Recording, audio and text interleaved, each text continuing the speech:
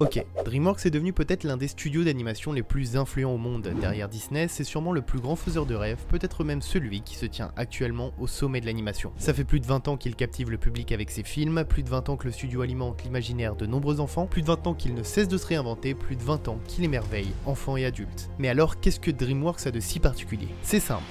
Tout. 2001, tournant dans l'histoire de l'animation avec la sortie de Shrek. Il est le premier film de ce genre à remporter l'Oscar du meilleur film d'animation, ouvrant ainsi la voie aux nombreux autres studios pour qui l'innocence de ces films offre un refuge chez petits et grands. Si cette victoire a bien montré une chose, c'est que l'animation n'est plus réservée qu'aux enfants. Comprenez bien que là, à partir de maintenant, les films d'animation sont des grands films. Si en 94 Disney avait entrouvert la porte dans cette direction avec Le Roi Lion, DreamWorks, eux, ont pavé la voie. Désormais, il ne s'agit plus de faire joujou avec l'imaginaire des petits, il y a des histoires touchantes, des personnages complexes, un univers créatif, bref, du cinéma. Pas étonnant une fois que l'on sait que derrière DreamWorks se trouve ce mec. Puisque si leur forme reste enfantine, leur fond quant à lui est bel et bien adulte. Tiens, prenons l'exemple de Shrek. C'est un ogre vert, grand, gros, laid. Si Disney, lui, a son beau prince charmant, DreamWorks, eux, ont ça. Si le prince de Disney a son beau cheval blanc, bah Shrek a ça. Mais alors il est où le rêve dans tout ça? Eh bien, DreamWorks a compris que les films de Disney font et feront sûrement toujours plus rêver que n'importe quel autre. Alors si à ce jeu, ils sont perdants, bah il suffit de changer les règles.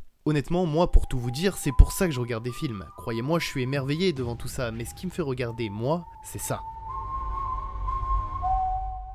Si Disney a fait naître une âme d'enfant chez beaucoup d'entre nous, DreamWorks, lui, l'a fait grandir. Mais malheureusement, comme dans tout rêve, cette épopée a connu des temps compliqué. 2015, tout réussit à Disney Pixar, que ce soit en termes de box-office, où le studio occupe toutes les places, ou en termes de récompenses, où le géant rafle tout sur son passage. DreamWorks dans tout ça n'y arrive plus, lui qui était venu pour titiller le géant aux grandes oreilles, il était mis sur la touche. Et il faudra attendre jusqu'en 2018 avec la sortie de Spider-Man Into the Spider-Verse pour voir le monde de l'animation être chamboulé. Le film est un succès, il devient le 3e plus gros succès au box-office de Sony Animation. Et si le film se fait notamment remarquer, c'est pour ce nouveau style graphique 3D vraiment original. Le film obtiendra même un Oscar du meilleur film d'animation en 2019, mettant fin au règne incontesté depuis bien longtemps de Disney. Et ce n'est qu'en 2022 qu'on observera l'influence de ce chef-d'œuvre sur la concurrence. Les Bad Guys, un film d'animation qui a plutôt bien marché et qui a reçu d'excellentes critiques, semble signer le début de la renaissance chez DreamWorks. Ok, j'ai absolument besoin de vous faire une aparté sur le Chapeauté 2. Bon, là où Disney se contente de faire des remakes en live action pétés, DreamWorks a compris que ce qu'attend le public, c'est un conte de fées moderne. On ne veut pas d'histoires qu'on a déjà vues 1000 fois, on veut des histoires nouvelles. Et c'est là la force du Chapeauté. Si le personnage du grand méchant loup, figure emblématique des contes traditionnels, marche si bien, c'est surtout parce qu'il se situe à l'opposé du Chapeauté.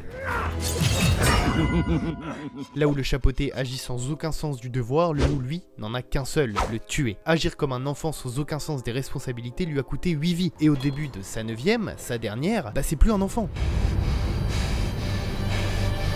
Il grandit. Si au début il se résigne à la découverte des responsabilités liées à cette nouvelle vie, c'est en trouvant un but qu'il commence à avancer, essayer, rater et puis finalement affronter ses responsabilités et donc devenir adulte. Attention spoiler, dans sa quête, il découvre que le loup avec sa faux et sa cape représente la mort et donc par conséquent n'est pas tangible. Il est le seul à le voir. Il crée ses propres démons, les affronte et donc par définition grandit. Encore une fois, si Disney a fait naître une âme d'enfant chez beaucoup d'entre nous, DreamWorks, lui, l'a fait grandir. En fait, si j'ai fait cette vidéo, c'est pour vous expliquer que DreamWorks, si c'est devenu un studio d'animation aussi important, ce n'est pas du hasard. Ce qui fait la force de DreamWorks, c'est sa capacité à se diversifier et à répondre habilement aux attentes du spectateur. Je pourrais vous citer plusieurs films qui, pour ma part, ont vraiment bercé ma jeunesse. Chicken Run, Le Gang des requins, Monstre contre Alien, Souris City. Si les gars, je vous jure, Souris City, c'était vraiment une dinguerie. Et il y en a d'autres qui m'ont juste marqué. En fait, je sais pas comment vous l'expliquer, c'est peut-être la musique, les personnages ou les images, principalement le fait qu'ils m'ont fait grandir. Voilà 20 ans que je ris, m'émerveille, pleure devant leurs films, 20 ans que j'en apprécie chaque seconde, là où je sais que pour chaque seconde de film se trouvent des semaines de travail. Chaque détail qui se trouve à l'écran a été rigoureusement pensé parce que chez DreamWorks, le hasard n'existe pas. Vous voulez un exemple? Regardez là. Le Chapeauté est en train de boire, seul, déprimé dans ce bar à l'ambiance lugubre. Ici, on peut apercevoir 8 verres sur le bar. Même si au premier abord, on pourrait juste imaginer que sa descente est légendaire, le message ici est bel et bien important. Les 8 verres, ils représentent les 8 vies que le Chapeauté a déjà brûlées, alors qu'on le voit boire son 9e verre qui représente la vie qu'il est en train de consommer. Le loup, lui, allégorie parfaite de la mort, rend visite au Chapeauté lorsque ce dernier semble aux portes de la mort et décide de renoncer à sa mission quand le Chapeauté admet enfin qu'il se doit d'évoluer et de vivre sa dernière vie à fond. Et malheureusement pour la dernière fois de cette vidéo, si Disney a fait naître une âme d'enfant chez beaucoup d'entre nous, DreamWorks, lui, l'a fait grandir. Bon honnêtement je sais pas trop comment je vais terminer cette vidéo, mais perso je vais aller mater Shrek 2.